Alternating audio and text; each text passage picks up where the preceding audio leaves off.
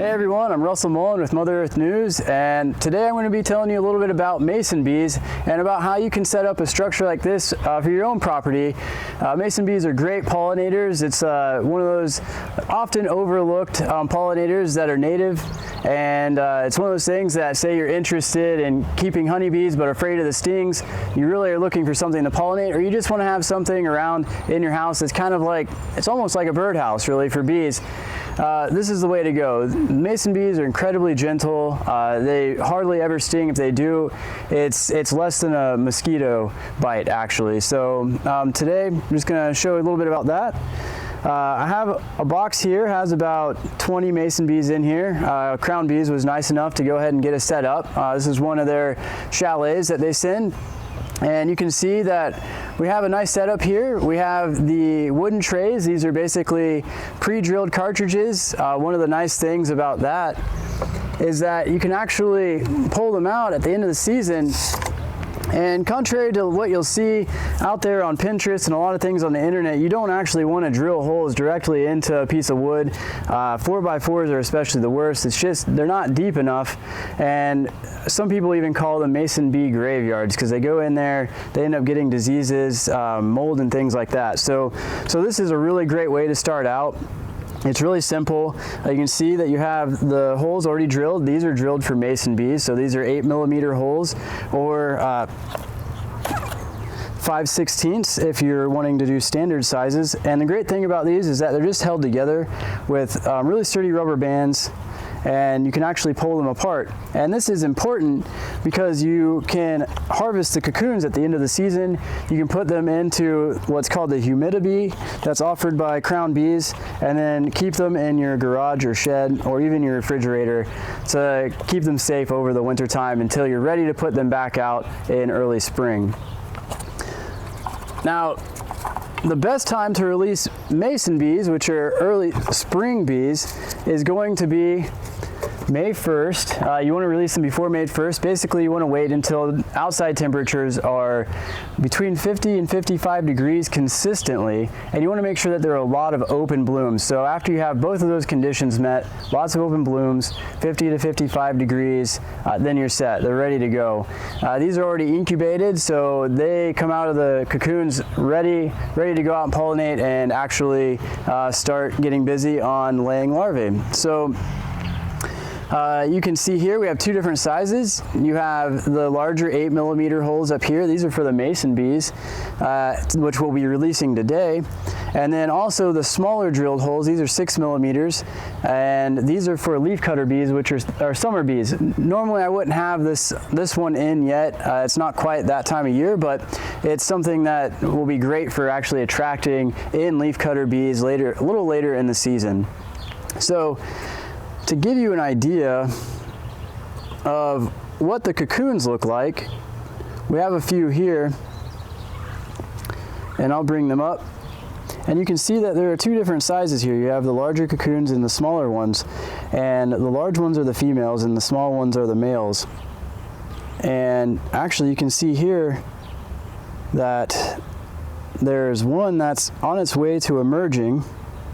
So basically what you want to look for as far as siting your bee hotel, and that's one of the most important factors of this, is that you want to look for a space that's going to have morning sun, because they need the sunlight in order to charge up, get that warmth to be able to actually go out and do the work that they need to do, collect pollen, make the bee bread, and collect the clay soil.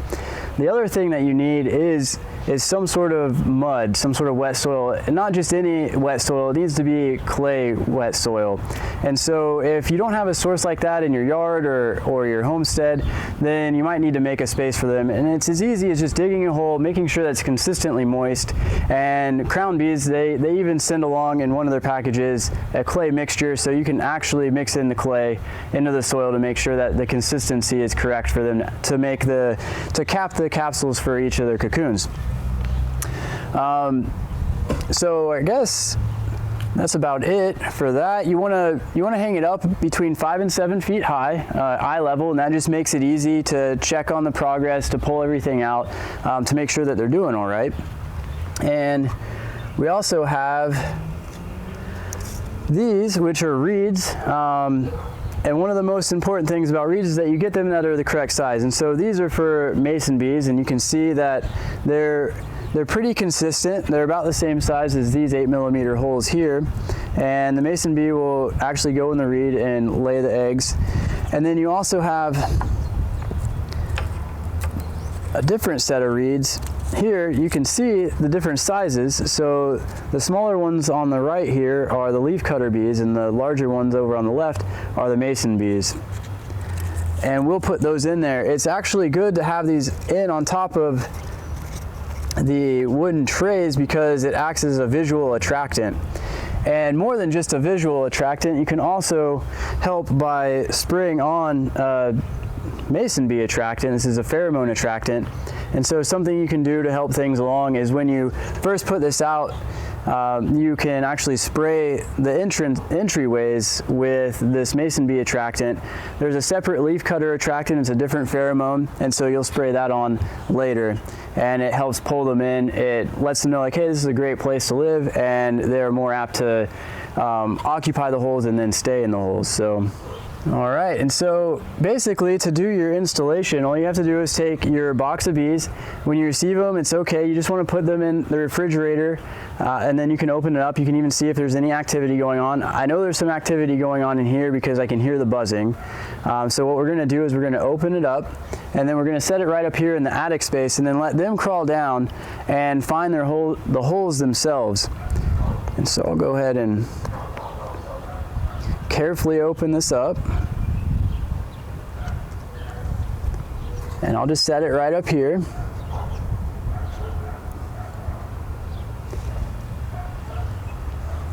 And you can see them emerging already. Not all of them have hatched out of the cocoons, but you can see there are quite a few that have. And it looks like there are males and females. The larger ones again are the females, and then the small ones with the white mustache are the males.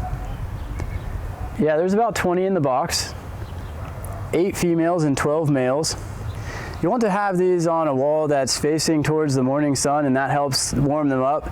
That can be an east wall or a south wall, whichever is better. It's nice if you can have some sort of overhang to protect them from the rain. It's nice that this house comes with a slight overhang, which will help protect the living space from excess moisture, which in turn helps protect it from mold and things like that. One thing you can do is you can set this out in mid-April when temperatures are still pretty cool, and you'll actually, after putting that bee attractant on there, it will help pull in native bees that are already living in the area back into the home. Thanks for watching. That's how you install mason bees, and we'll see you all next time.